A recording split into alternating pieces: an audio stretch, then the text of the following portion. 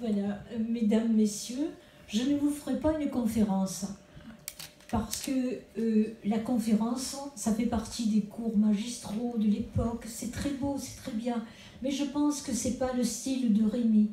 Donc, ce que je vais vous dire, c'est ce qui s'est passé et pourquoi le critique d'art que j'étais et que je suis toujours, c'est pas ce que je veux dire, mais à l'époque, je débutais dans le métier lorsque j'ai rencontré pour la première fois Rémi Perrane, mais dans des circonstances tout à fait étonnantes.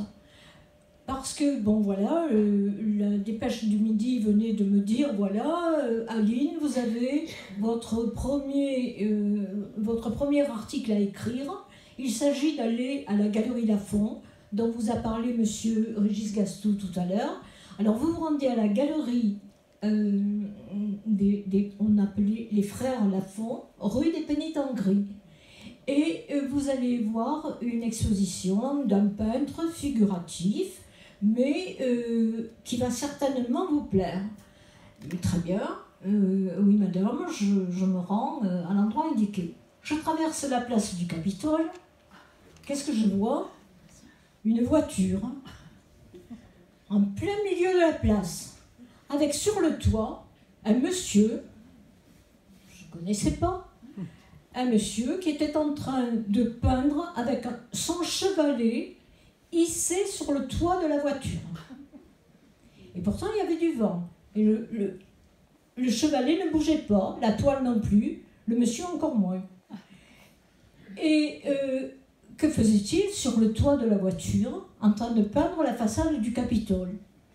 Je dis, mais c'est pas possible, hein. Qui est ce monsieur? Je me retourne, je demande au directeur du Bibent, qui est sur la place du Capitole, qui lui m'avait reconnu. Il me dit, qu'est-ce qu'il y a, vous avez l'air étonné. Ben, je lui dis, oui, je voudrais bien savoir qui est ce monsieur.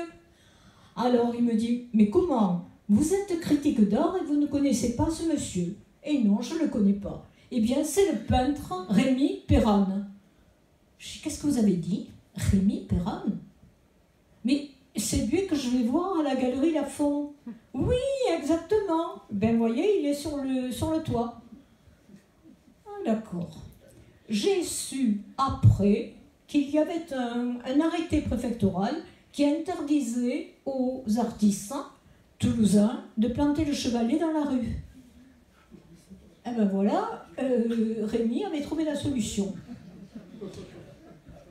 J'ai dit, là quand même, ça doit être une personnalité un peu à part. Et je rentre dans la Galerie Lafont et je découvre les tableaux. Ouh, je me suis dit ça. À une époque, hein, c'était après les années 70, vous voyez, une époque où les figuratifs étaient très mal vus, parce que ceci, parce que cela, parce que l'académie, ça déformait les enfants, ça déformait l'imagination, ça encadrait tout. Bon, eh bien, si quelqu'un était hors du cadre, c'était bien Rémi. Et c'est en visitant les marchés et tous les tableaux toulousains que je me suis arrêtée sur l'un d'entre eux, qui était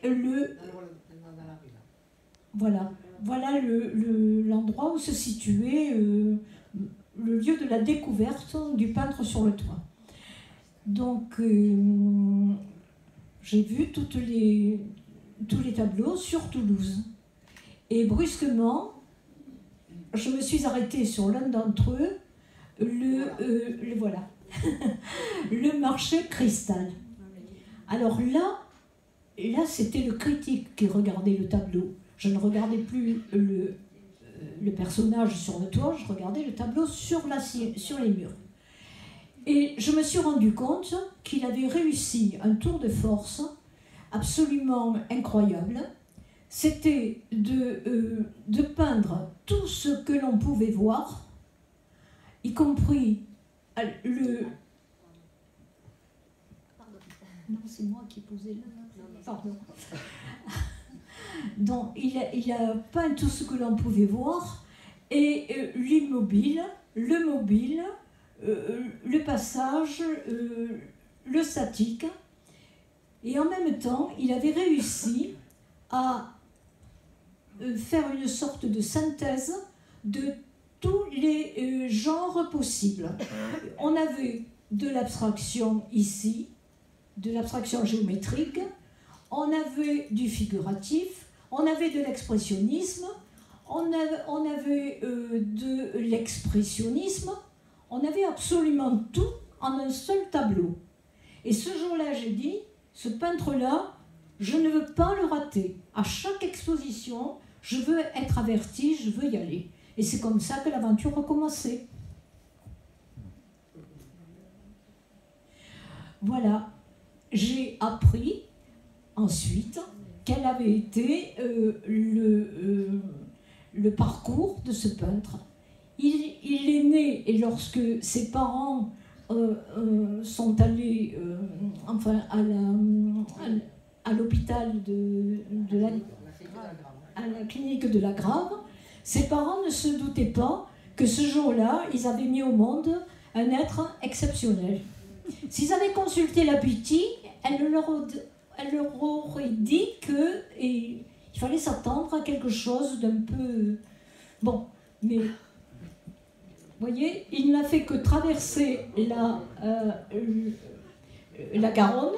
Hein, il est né d'un côté et il a vécu pratiquement toute sa vie dans l'école des Beaux-Arts qui était en face, où il a enseigné.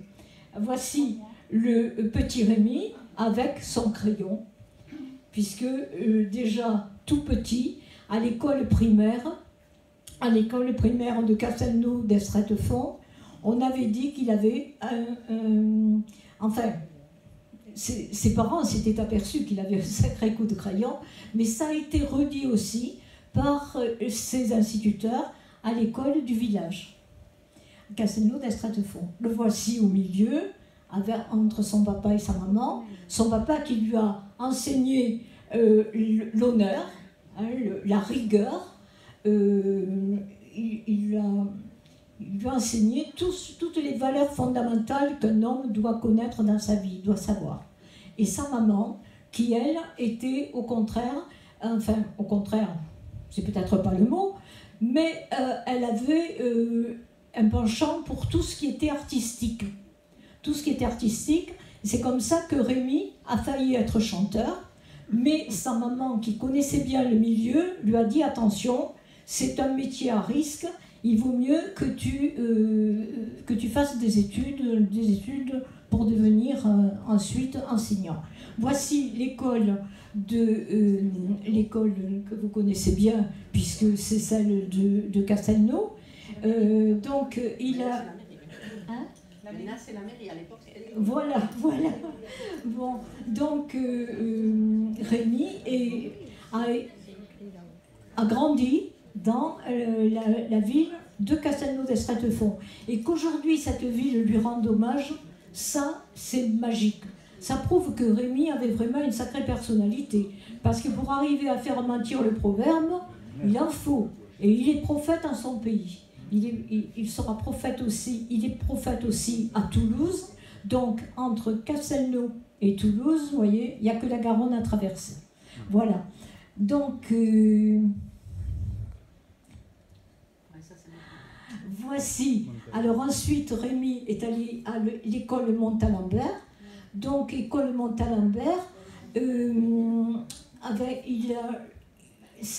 Rémi a offert ce tableau à l'école Montalembert parce qu'un jour, il s'est aperçu que tous les élèves les parents d'élèves offraient à la fin de l'année un cadeau aux enseignants. Et Rémi, lui, s'est dit, ben voilà, moi, ça sera mon cadeau. Avouez que tout le monde était ravi. Et à l'école Montalembert, donc voici Rémi capable de faire le portrait de sa maman vers 14 ans. 14 ans. La gouache. Alors, à la gouache. Alors, qu'on ne vienne pas dire que lorsque un enfant a du talent, lorsqu'il est doué, il va vers le beau, qu'on vient ne pas dire qu'il ne faut pas lui apprendre les bases du métier. Voici le portrait de son papa. Il avait à peu près le même âge. À un an près, voilà. Donc Rémy a toujours pensé que c'était la base, que le dessin est la base de tout. Et il n'est pas le seul à le penser, puisque c'est une évidence. Voici Rémy donc avec ses copains et au piano, ses copains des Beaux-Arts, au piano, parce que la musique faisait partie aussi de sa vie. Il peignait, lorsqu'il peignait à l'intérieur, il peignait sur des airs d'opéra, tout le temps. Voilà. Donc Rémy ici, avec le professeur Mella. Je rappelle que le professeur Mella, qui est avec les lunettes, là, c'est un professeur qui a été retenu par l'Opéra de Paris pour réaliser les décors de l'Opéra de Paris. Donc voilà le professeur qu'a eu Rémy. C'est tout dire. Alors ici, comme Rémy, il ne faut pas avoir l'idée que Rémy est resté à Toulouse ou à Castelnau d'Estratefond. Il allait partout. Et là, ça a été son premier grand voyage, puisqu'il a fait la traversée des Indes. Mais faire la traversée des Indes à l'époque, sans GPS, sans portable, sans rien du tout, plus rencontrer des gens qui ne parlent pas votre langue, qui n'ont pas les mêmes coutumes, eh bien Rémy a servi à la fois d'infirmier et surtout d'interprète. Parce qu'avec un papier et un crayon, il arrivait à se faire comprendre dans n'importe quel endroit, que ce soit dans le sable, que ce soit dans l'eau, que ce soit n'importe où, il est arrivé à se faire comprendre de tout le monde, aussi bien au sommet des montagnes qu'en bas de la plaine. Donc voilà l'exploit réalisé. Voici les camions qui ont été achetés au domaine et arrangés par les mécaniciens du coin. Vous voyez qu'on ne faisait pas tant d'histoire à l'époque. Voilà. Voici les portraits réalisés par Rémy sur le terrain. Voilà. Voilà. Je crois que l'image parle d'elle-même.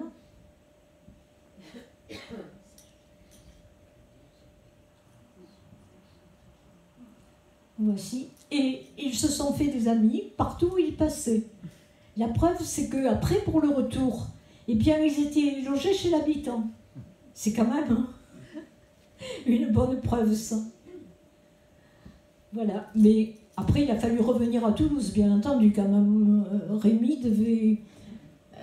voilà, le voici avec ses amis. Il revient à son point d'attache, la Galerie du Thor à Toulouse, où il retrouve tous les copains. Et les copains vont l'entraîner ailleurs. Voici tous les copains de Rémy.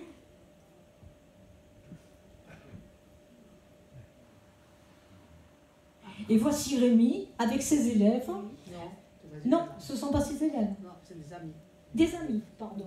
Ah oui, il n'y a pas de chevalier, pardon. Il n'y a pas de Il chevalier. était en train de présenter des œuvres. Il présentait des œuvres à ses amis. D'accord, voilà. Donc ça, c'est à Castelnau, bien entendu, avec son ami Jérôme Gallego, pour la remise de... une récompense très très importante, remise par Jérôme. Et alors ensuite, c'est la grande aventure. Rémy décide d'aller peindre en Italie et pour le carnaval de Venise. Là, c'était un challenge assez exceptionnel, puisque les toiles peintes par Rémy, si on les avait mises bout à bout, elle faisait le tour de la place Saint-Marc de Venise. Ça vous donne un peu la superficie de la toile. Ça a été un chantier pharaonique. Là, ce chantier, il était à Pibrac. Là, c'est l'atelier de Pibrac. L'atelier de Pibrac. J'ai des souvenirs de cet atelier assez étonnants. Parce que moi non plus, je n'avais pas, à cette époque-là, il n'y avait ni GPS ni portable. Et la Dépêche m'envoie donc faire le reportage chez Rémy. Et je ne trouve pas l'atelier, je me retrouve en plein champ. Mais là, il y avait un agriculteur qui me dit « Vous cherchez quelque chose, madame ?» Je lui dis « Oui, Rémy Perran. » On me dit « Mais Rémy Perran, mais tout le monde le connaît, voyons. Vous allez tout droit. » Et là, qu'est-ce que je vois? Je vois devant moi une voiture et par la fenêtre de la voiture, un bras qui sortait avec une brosse à manche. Mais la voiture avançait. Et la brosse également, elle étalait la couleur bleue sur la toile. Je dis, mais qu'est-ce que c'est que ça? Mais c'est pas possible. Et puis, Rémy me fait signe, je t'ai vu, arrête. Il revient, je lui dis, mais qu'est-ce que tu fais? Il me dit, ben, je suis en train de peindre les ciels de Venise. En voiture. Ah ben oui, comme ça va plus vite. Ben, il fallait y penser. C'est vrai, j'ai dit, comme c'était Rémy, j'ai dit, bon, c'est pas étonnant. Et alors, lorsque je suis rentrée dans l'atelier, là, je me suis dit, mais c'est pas possible. Hein. Mais qu'est-ce qu'il était en train de... Et voilà ce qu'il était en train de faire. Comme le maire de Toulouse lui avait dit, nous pourrons transporter vos toiles, monsieur, mais à condition qu'elles rentrent dans le camion. Et donc pour ça, il fallait faire les châssis. Donc voilà Rémy, artisan, peintre. Les images parlent d'elles-mêmes, hein, je pense que... Voilà, le chantier.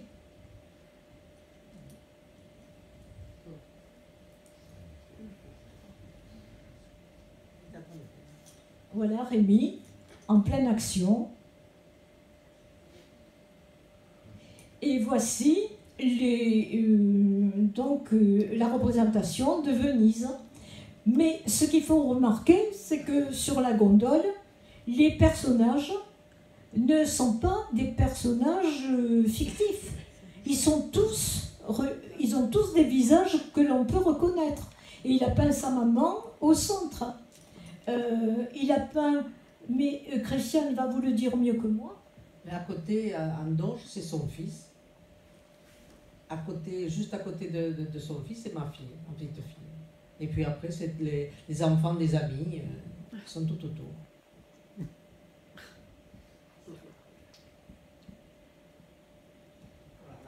Voilà, voyez.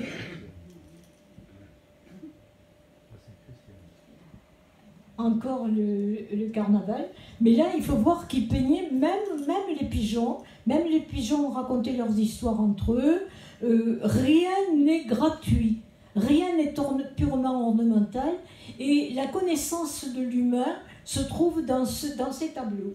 Puisque, vous voyez, à chaque fois, à la façon de choisir le costume, il savait quel était le personnage qui se cachait derrière. Ça, c'était quand même très étonnant. Voilà encore un personnage. Voilà Venise. Je crois que on le reconnaît. Ça c'est le petit-fils, c'est mon neveu. Voilà. Ça c'est je ne me rappelle plus le nom. C'est le monsieur qui lui a prêté l'atelier d'Albi et qui lui a offert tous les bois qui lui ont servi à faire les châssis. C'est pas monsieur Del Tedesco. Si, c'est monsieur Del Tedesco. Alors c'est monsieur Del Tedesco qui était président de l'association des Italiens de Toulouse et qui avait dit à partir de Rémy, dont j'ai eu le fils de monsieur Del Tedesco comme étudiant, et son papa avait dit à propos de Rémy, Matto completo. Fou complet, fou total. Et bien, pas si fou que ça, parce que tous ces tableaux ont été réalisés avec une maestria sans précédent. On peut regarder dans le moindre détail, tout a été respecté.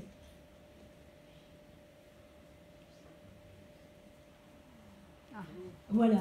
Mais il s'est passé quelque chose d'assez ennuyeux, c'est que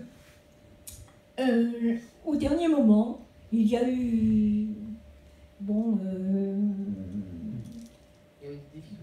il y a eu des difficultés, on dira ça comme ça, et il n'a pas pu réaliser l'exposition à Venise.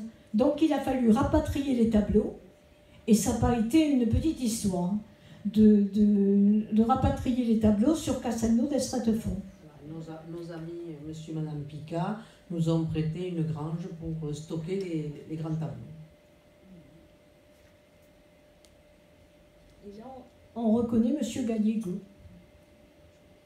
Voilà, le Rémy a peint. Non, oui, là, ça c'est à partir d'une photo, une carte postale. Hein, il avait peint la grande rue qui monte à l'église. Voilà. Donc, Castelnau. Et si Toulouse ne vient pas à Venise, eh bien Venise ira à Toulouse. Non, c'est le contraire. C'est Venise qui vient à Toulouse. Oui, c'est ça.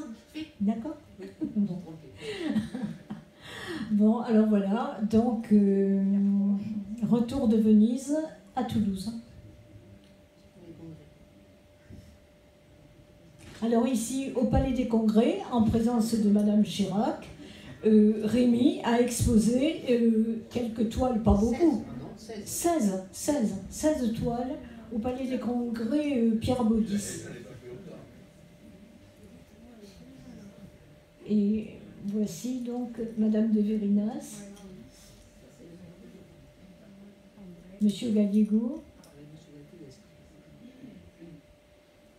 Et voici l'hommage rendu par le journal toulousain qui rend compte de cette exposition grandiose au Palais des Congrès à Campas Caffaredi, à Toulouse. Voilà, vous voyez, même les pigeons, je vous le disais, racontent leurs petites histoires. Hein. Ils sont en train de... Rémy ne laissait rien au hasard. Tout ce qui était... tout ce que l'on pouvait voir, il le peignait, et même ce que l'on ne voyait pas. On verra plus tard pourquoi. Voilà encore un hommage rendu par le journal toulousain, est en présence de monsieur Douste-Blazy. C'est la toile qu'il a offerte à Toulouse et qui se trouve actuellement à la salle Subra dans le quartier Saint-Cyprien.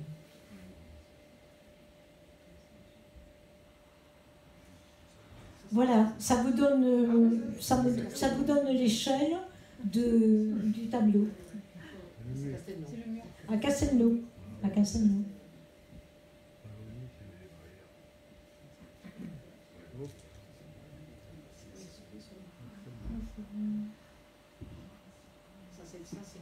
C'est l'intérieur de la maternelle. Voilà. Oui, quand on dit que Rémy est un peintre muraliste.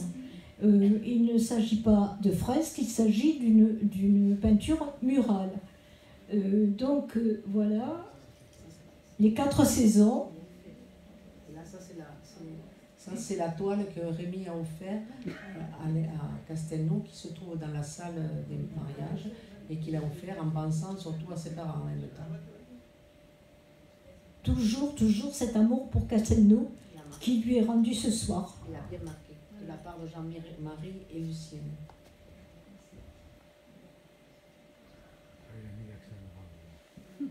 Ah, là, c'est quelque chose de très important. En tant que critique d'art, c'est quelque chose qui m'a vraiment frappée. Parce que cette porte de l'an 2000, c'est ce qu'on appelait à l'époque une performance de l'art éphémère. Alors, dans les titres que l'on donnait à l'époque, il n'y a que éphémère qui convient à la peinture. Parce que là, vraiment, on appelait performance le fait de jeter de la couleur en l'air ou de faire n'importe quoi, n'importe quoi devant n'importe qui, et bravo, bravo, c'était une performance. Non, Rémy, il a fait vraiment une performance, parce que cette porte de l'an 2000, elle a été réalisée avec du bois, je ne sais plus combien de... Je sais pas combien de bois, je sais pas. Oui. Et là, ça a été réalisé avec les services techniques de Pibrac, donc Rémy a fait les plans, les dessins, et il a été avec les hommes qui ont construit cette porte, juste pour l'an 2000. C'est une porte qui n'est pas restée. Voilà. Donc c'est vraiment une performance, mais dans le vrai sens du mot. Parce que vraiment, quand on voit le détail, le travail réalisé, là on peut dire que les employés municipaux qui ont participé, ils étaient vraiment fiers. Le soir, ils étaient très fiers. Et pourtant, il faisait un temps épouvantable. Il pleuvait les cordes, comme on dit à Toulouse. Mais tout le monde était là. Et puis Rémy, le peintre du rugby. Ça, c'est vraiment le monument aux morts du nouveau stade Édouard Vallon. Les performances de... comment s'appelait-il ce champion de rugby là? C'est Fabien Pelouse. Ouais, c'est hein, c'est ça. C'est Fabien Pelouse. Et ça, voici Richard Delpont. Voici l'ancien stade Édouard Wallon qui a été déplacé. Et ça, c'est l'ancien stade. Ça, voilà l'ancien stade. Ça, c'est le nouveau. Ça, c'est le nouveau, bien sûr, oui. Et voilà. Donc, et comme ça ne suffisait pas, ben Rémy est reparti faire son tour de France. Alors là, ce sont des paysages. Oh, je ne me rappelle pas. Ça, c'est les Alpes, c'est près de Digne. Ça, c'est la côte d'Azur. Ça, c'est le lac Sainte-Croix, dans le Verdon. Donc, ça, c'est la récolte des olives. Sur les lavandes. Ça, c'est la Corse. Ça, c'est les pics, les favelas en Corse, Bavela. Les aiguilles Bavela. Ça, c'est Aigues-Mortes, le port d'Aigues-Mortes. Alors voilà comment Rémy décomposait ses structures, c'est-à-dire qu'il était allé à la bonne école, Rémy, donc il savait très bien que tous les éléments figuratifs ont une structure intérieure, invisible à l'œil nu, mais visible par les architectes et par tous ceux qui ont fait de l'architectonique. Et lui, Rémy, savait présenter ça et savait montrer comment on construisait. Que ce soit un nu féminin, que ce soit un paysage, que ce soit un oiseau, tout est construit. Voilà. Ça a beaucoup servi pour la tauromachie, pour le mouvement. Voilà. Alors, voici le port de Collioure. Alors, voilà, la cargolade avec les escargots, et Rémy est peint sur le côté, là, ici. Il est présent, là. Avec tous ses amis. Tous ses amis. La sardane, symbole de l'amitié, de la réconciliation, de l'unité entre les peuples. Voilà la sardane.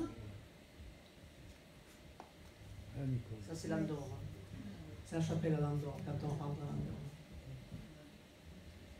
Je ne sais pas où c'est, dans les Pyrénées. Je crois que c'est côté d'Aspe. Ça, c'est Mirepoix. Mirepoix.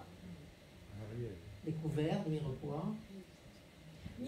Oui, Mirepoix dans l'Ariège. Oui, excusez-moi. Vous faites bien de préciser.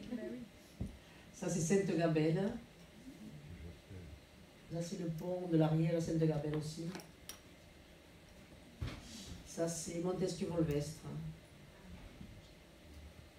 Ça, c'est Auch. Ça, je ne sais pas. Je crois que c'est dans le Gers, mais je ne sais pas.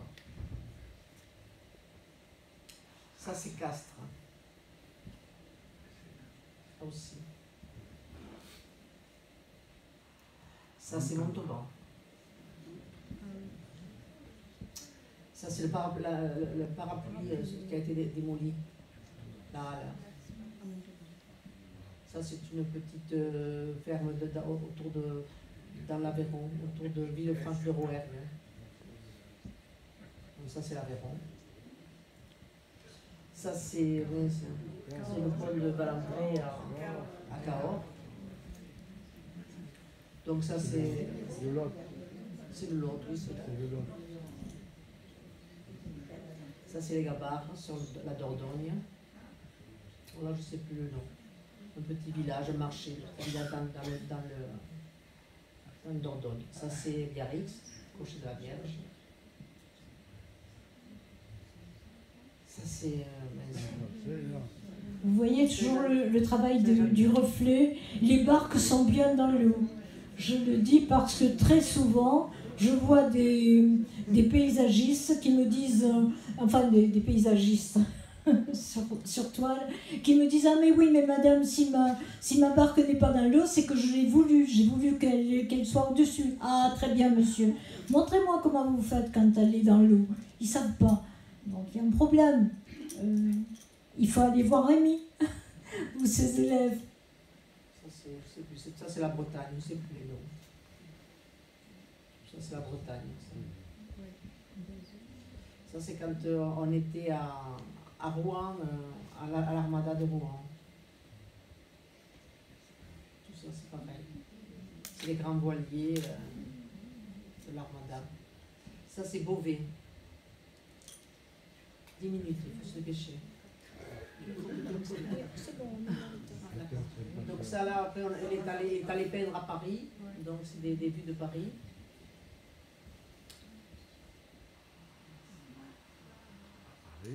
Ça c'est, je me rappelle plus, Dieppe c'était, donc ça c'est pas la falaise, ça aussi, ça c'est Dieppe. Alors voilà, donc Christiane et Rémi sont partis en Colombie et Rémi a retrouvé les marchés. Mais là-bas, il s'est mis à peindre à l'acrylique parce que l'huile n'arrivait pas à sécher. Voilà pourquoi il a pris l'acrylique. Ça, c'est les encres de couleur. De ces voyages, là, il y avait Ibiza, il y avait... Ici, c'est le Maroc, c'est ça, Maroc, hein? Oui. Ça, c'est un hommage qu'on lui a rendu au Maroc. Il avait fait un dessin et ils s'en sont servis pour faire un disque de musique arabo-andalouse et un livre, donc un livre sur la poésie. Hein? C'est ça, c'est ça.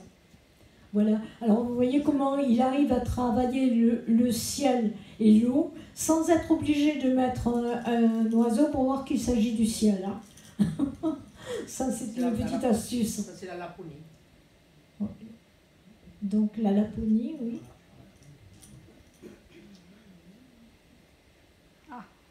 Ah, voilà notre Rémi revenu avec les copains et avec une vie artistique pour laquelle j'ai été souvent témoin. Voilà. Il décorait, il travaillait la nuit et le jour. La nuit, il décorait les bars. Le jour, il donnait les cours aux Beaux-Arts. Et entre-temps, il essayait de dormir, quelquefois sous sa table, 2-3 heures à peu près.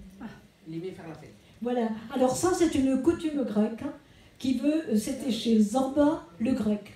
C'est un souvenir d'une coutume grecque qui veut que lorsqu'on a fait un bon repas, eh bien, on casse les assiettes, on casse tout ce qu'on peut casser, parce qu'on dit que la fois d'après, on ne pourra pas avoir les mêmes saveurs. On en aura d'autres, on aura d'autres plaisirs, mais la vaisselle, il faut qu'elle ne soit pas reconductible.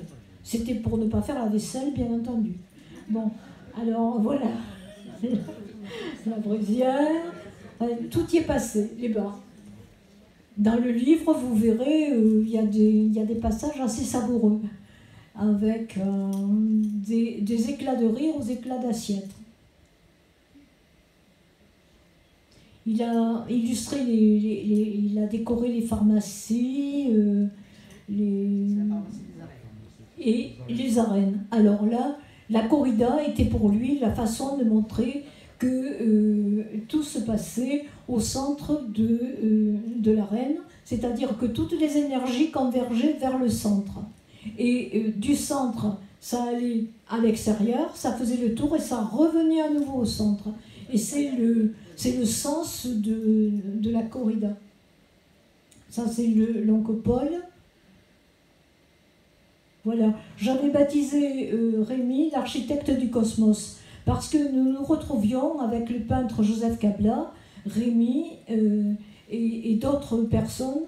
Nous nous retrouvions dans des conférences qui étaient données à l'ENAC, qui étaient données au centre, au CNRS, au CNES. On nous montrait les photos prises par satellite. Et ça a beaucoup inspiré les peintres, mais en fait pas beaucoup de peintres, sauf deux, Joseph Kabla et Rémi Perrin. C'est pour ça que Rémi les avait baptisés les énergies. Et c'est pour ça que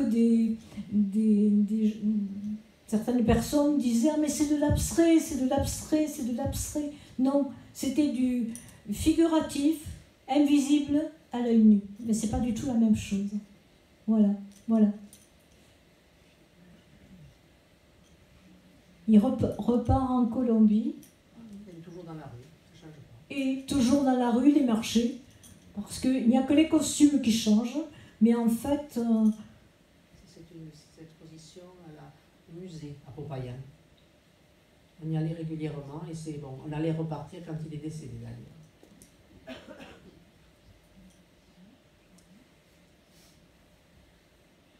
Voici. Et là, c'est à Pompertusa, un petit village à côté à la sortie de Toulouse, entre Cassané, après Cassané.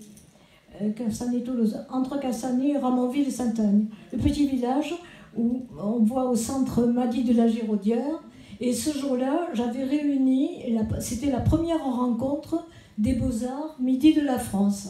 Et on a averti Rémi qui se trouvait en Colombie. Et il a dit, ben, les copains, je serai là. Et Rémi était là. Vous voyez? Voilà. Monsieur Bernard Six, qui est le commissaire d'exposition. Il est revenu, il n'avait pas oublié les copains. Évidemment, Rémi avait un cœur grand comme ça, il était toujours au service. Dès qu'il pouvait rendre service, il rendait service. Il ne cherchait pas à comprendre, il arrivait. Il était là, voilà. C'est une manifestation qui a été faite avec l'aide du Stade toulousain. Et c'est le journal toulousain qui a...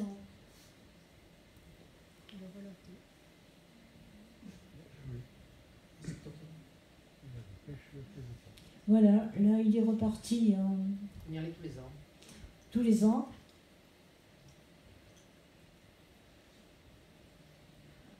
Je vous disais, il n'y a que les costumes qui changent, mais en fait, tout le monde est là pour les mêmes raisons. Pour manger. Ah, voilà le grand matador.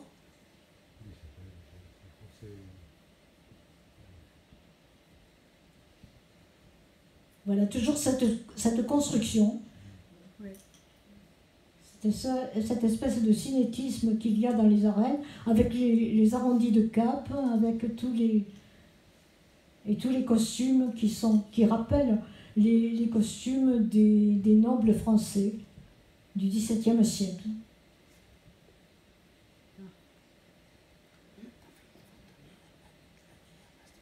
Voilà, toujours Rémi et ses copains qui se reconnaissent.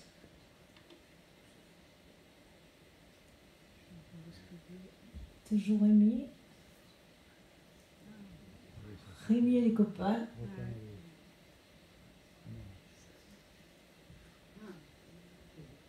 Rémi avec ses élèves.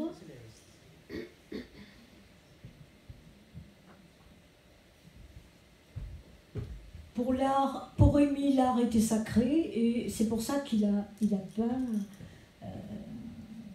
Voilà, ça c'est le miracle. C'est Sainte-Germaine de Pibrac. C'est Marcelin Champagnat.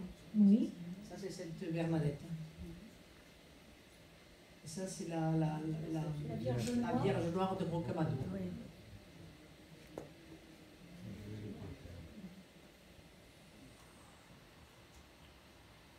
Voilà, Rémi a réussi à ramener de la terre de Camarone et ses collègues des Beaux-Arts disaient « Mais où est passé Rémi? Où est passé Rémi ?» C'est la première fois qu'il était en retard le jour de la rentrée.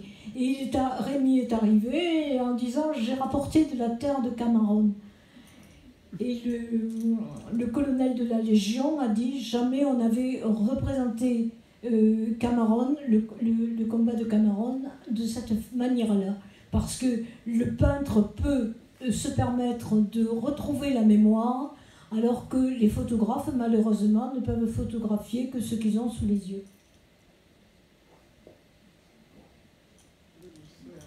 Voici le portraitiste,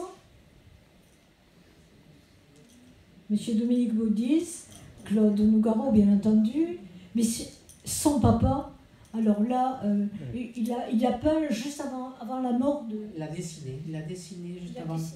Oui. Juste avant la mort. Parce que Rémi était un grand amateur d'opéra et le père de Nougaro était un chanteur d'opéra, était un ténor. C'était un grand ténor, le père. Voici Michel Legrand, évidemment, et Johnny Hallyday. Sa maman et son fils. Ça a laissé ramener de dizaines.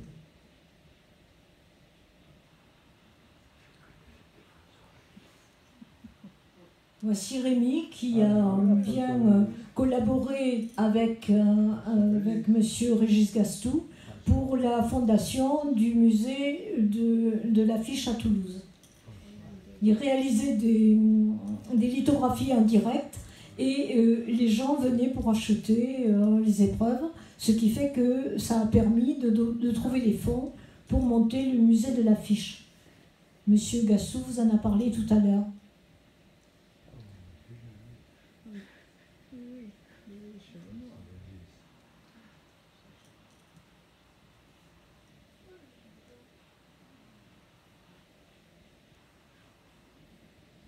Voilà, Rémi a été reconnu de son vivant. On reconnaît les personnalités. L'Académie du Languedoc, n'est-ce pas? Ici. C'est à Paris.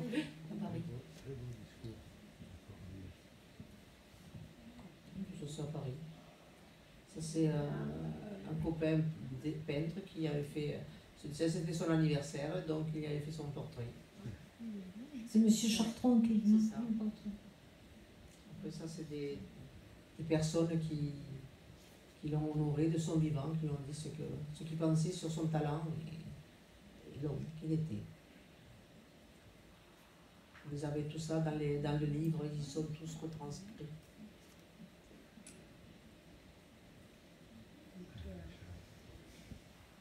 Voici Maddy de la Girondière.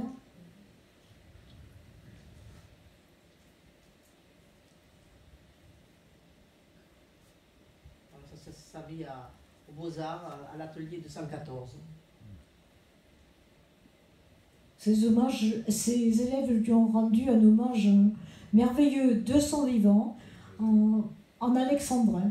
Et là, c'était la galerie Lafont, la galerie du Thor, rue des Pénitentiaries, avec ici la directrice de la galerie, en compagnie de Christiane. Et voilà. Et la dernière toile qu'il a signée de son sang, puisqu'il disait bien à ses élèves, la signature fait partie du tableau. Et malheureusement, la dernière toile, c'est avec son sang qu'il l'a signée, et c'est pour ça que j'ai dit dans le livre qu'il s'agissait d'une femme wagnérienne. J'ignorais à l'époque que Rémi n'aimait pas Wagner. Mais pour moi, c'était une fin d'un opéra wagnérien. Voilà. Jean-Luc Beaufils qui lui a rendu hommage avec son épouse. David Haïk, ici présent. Qui était jeune, qui était... Oh et voici la photo signée David Haïk. Voilà. David, c'était un gosse pour Rémi. Et oui, David était un enfant pour Rémi. Mais bon, maintenant, il a quand même grandi puisqu'il a fait la photo, la photo de Venise. Non, ça c'est Paris. Voilà. Et Dominique Cordier, son mécène. Pierre d'Arc, le président d'honneur d'Existar, président fondateur d'Existar. André Gallego, éditeur. Et voilà le dernier hommage rendu à la chapelle des Carmélites. Vous avez Madame Françoise Laborde, la sénatrice, Monsieur Espluglas, Monsieur le maire, Guy Coinus, Patrick Houdin et Monsieur... Pardon. Voilà. Voilà. Eh bien, les Beaux-Arts, Toulouse. Et ça, c'est Castelnau qui rend hommage à Rémi. Et Castelnau d'Estrettefond rendant hommage à Rémi. Donc, être prophète en son pays et dans deux villes différentes, les deux villes, l'une qu'il a vu naître, qu'il a vu grandir, l'autre qu'il a vu travailler, eh bien, j'estime que c'est vraiment ça qu'on peut appeler une performance. Et merci beaucoup à la ville de Castelnau, parce qu'elle pourrait servir d'exemple à des grandes villes dont je ne citerai pas le nom. Oui. Bravo. Bravo.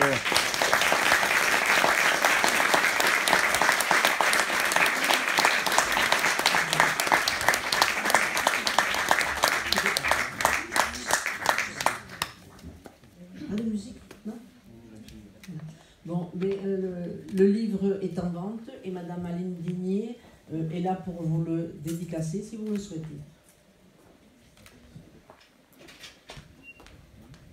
Je voulais vous remercier, Aline, pour cette conférence, même si vous dites que ce n'était pas une conférence. On a voyagé à travers le temps, à travers l'espace, en suivant la vie incroyable de Rémi Perrane. Et j'ai appris énormément de choses. J'ai été ravie de faire ce voyage avec vous. Merci encore et n'hésitez pas à venir consulter parcourir ce livre, un parcours hors du commun. Voilà. Il y a des anecdotes Il y a des anecdotes voilà, qui sont à l'intérieur et que ce soir on ne vous a pas livré, donc n'hésitez pas. Et juste après, donc, je vous invite à venir au buffet à l'extérieur. Et on va mettre un peu de musique. Avec un peu de musique, voilà, comme Rémi aurait aimé. Merci beaucoup.